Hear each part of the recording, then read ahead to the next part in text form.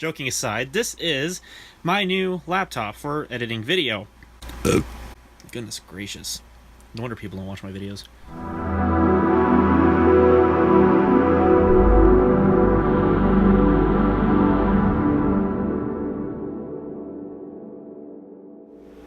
Good day folks, Jordan here, today with a channel update video. Yes, this soon. I'm getting back into the regime of actually making videos for once. And yeah, my apologies in advance for the scene. I know somebody's going to comment about it, but I'm going to finish my laundry here pretty quick. I had to wash my bed sheets and my blankets in the washing machine and obviously do all that stuff today because this is the weekend that I'm making this video. And also the lighting is horrible because this is a soft white bulb and there's only one of them. So my apologies in advance for the clashing color temperatures. It's not going to look pretty, but it is what it is.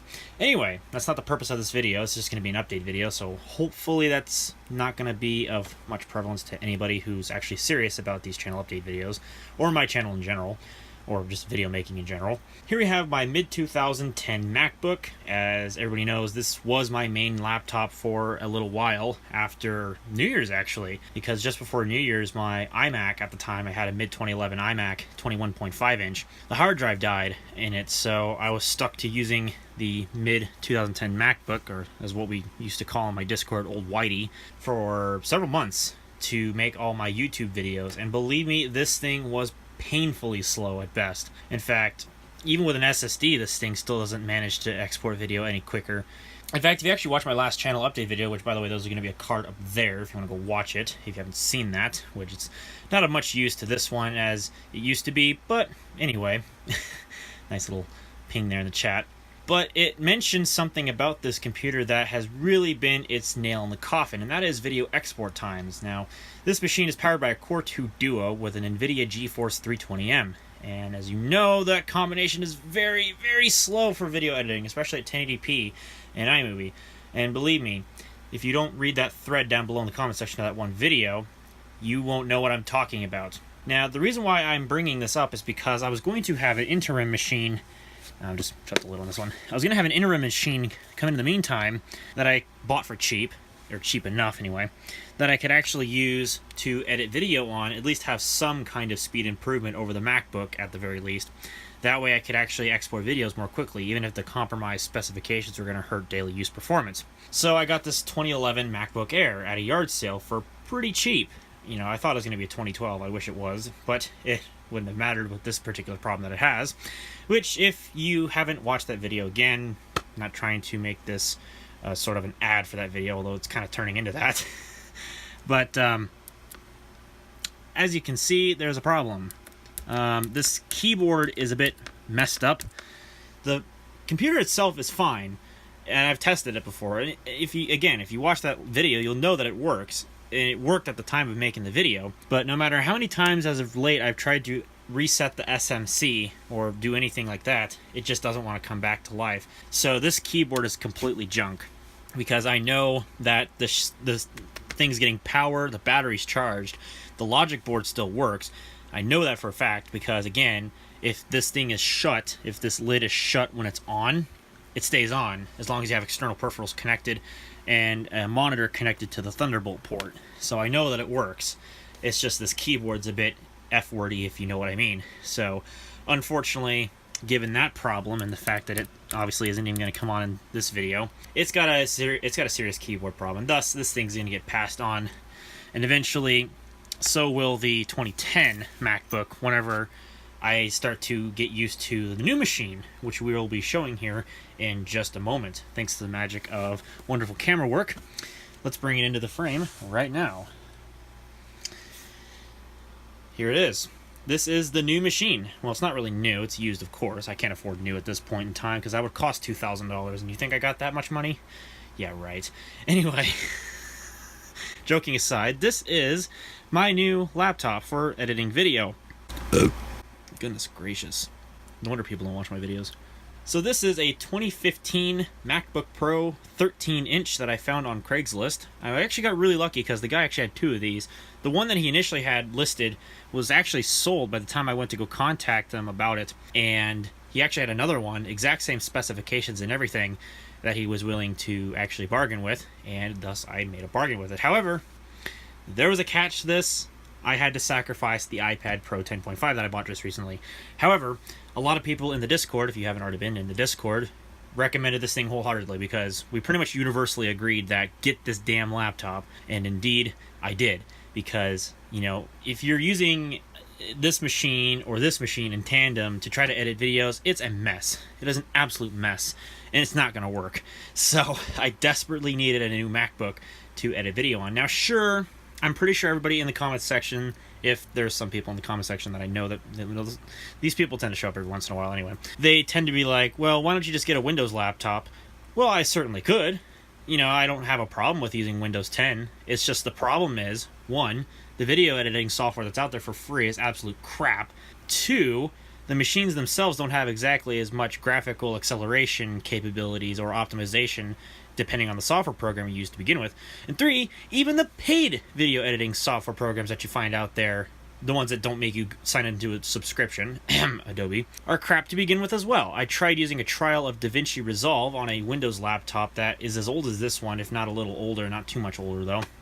It's basically newer than this thing, but it's older than this thing, if you know what I mean. Anyway, I tried that, and the graphics acceleration was so bad that it was 6 FPS. 6 FPS. That's worse than that, even, which is impressive. So optimization on Windows, at least from the programs that I was using, were out the window. And it could have just been the fact that my machine was crap. But anyway, that's just all irrelevant. I could have technically bought a modern Windows laptop for the same price that I technically could have probably bought one of these at, but that's beside the point. The point is, I sacrificed the iPad Pro because the guy was willing to do that, and I obviously kind of needed a new computer, but I didn't exactly have the budget to do that. So, this is what I got. Now, it's on, it's just, you know, obviously the screen's off. So, here it is. I did evaluate this machine before I actually took it home with me. Now, you'll notice, and this is just purely cosmetic, there's a slight dent here by the MagSafe 2, and there's also a slight little dent there on the corner. But otherwise, this thing's in very good shape. There's literally nothing else wrong with this thing functionally. It's just cosmetic. The keyboard is in pretty good condition. It does show signs of having been used, as many Macs are, which is to no surprise by anybody. So this is completely fine by me. It's not overly abused, but you can definitely tell it has been used. And the Retina screen does not have the usual delamination problems that these 2012 Retinas to 2015 Retinas had, or still have. This one's in pretty good shape, and if it does actually degrade, this one is qualified for that display replacement program as far as I know, since this is a 2015. I bet everybody's wondering, what is the specifications of this? Well, here we go. Let me just block the serial number. And there you can see, it's not a high-end machine by any means. It's just the i5, the base model, with an upgraded SSD from 128 gigs to 256. But otherwise, it's basically the exact same machine as the base model, which came with the Iris Graphics 6100 with the Retina display, of course, since this is a 2015. And this also means it has the Force Touch trackpad on it, which I actually am kind of growing to like on this machine. It's very light to click, but it's not overly light as to where you don't feel it. It's very strange, but I actually really like it. I have to admit, it's not a bad touchpad at all. And it's not overly big like the 2016 and later machines, of course. So let's say if you want to find a little, instead of having to press space, for example, to do the quick look thingamabobber that OS or Mac OS has, you can just click harder on it. It makes a different, firmer click, and you can definitely feel it. It's really neat. It really is a really cool feeling, I have to admit. But it is a very nice touchpad, I have to say. But this display is just gorgeous. I love the Retina display on this thing. I currently have it set to where it's looking like a 1440 by 900 display, very similar to how the 13-inch MacBook Air would look, except obviously much, much sharper. Of course, I could always set this higher or lower, but I just choose that this is a happy balance. I could go 1680 by 1050 if I really wanted to, and it still looks very sharp. However, my preference is 1440 by 900 because it's a balance between being too big and too small for my little eyes. So yeah, this is what I have. It's just a little brief overview. It's just a 2015 MacBook Pro. You can see these things online. I just figured that I'd show it off to you all because I just got it today, the 4th of August, and this thing edits video like a champ. And I'll actually have an example of the export times between the last video I made, which was made on this machine here when it was on. I did a comparison of the export times between this and this.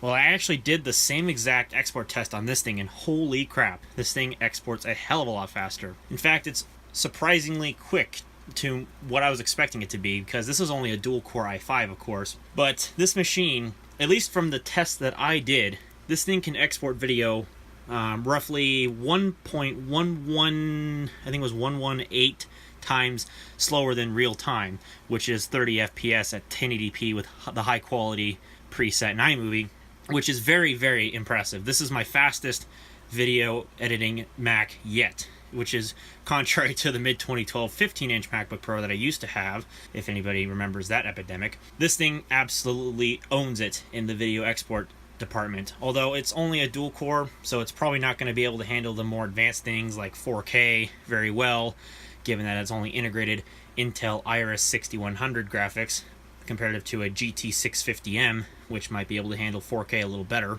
But as long as this thing does what I need it to do, it should be fine. And this thing's more than enough video editing power for me, because I don't do anything really fancy. I just do like picture-in-picture things and just 1080p at high settings, if anything. So I don't know. It's very nice. It's a very nice machine, so I'll have to get used to it. I'm going to keep this one in the meantime, but I'm pretty sure it's probably going to get sent out to someone in the Discord who's the first to bring the cash and whatnot. So I don't know. If you're in the Discord, watch out for that. I might sell it for a really reasonable price if anybody's interested. It does have its flaws, and if anybody's interested in me making a video as to actually showing off what's wrong with this particular MacBook before they might be interested in buying it, which I don't know when that's going to happen again. We'll see. But anywho, I don't know. If anybody's interested, I might make a video about that and just make it unlisted and put it in the Discord or something. I don't know. Anyways, that's going to be it for now, guys. So I'm going to get to editing this particular video on this computer here, which has a fantastic battery, by the way. It's still at 100%, which it should be because it's been on for the past 20 minutes while I've made many screw-ups trying to make this video. So, with that all having been said, appreciate you all coming to watch, and here is to some more quick video edits to come, I suppose. Anyways, that's it for now, guys. I'll see you all in the next video.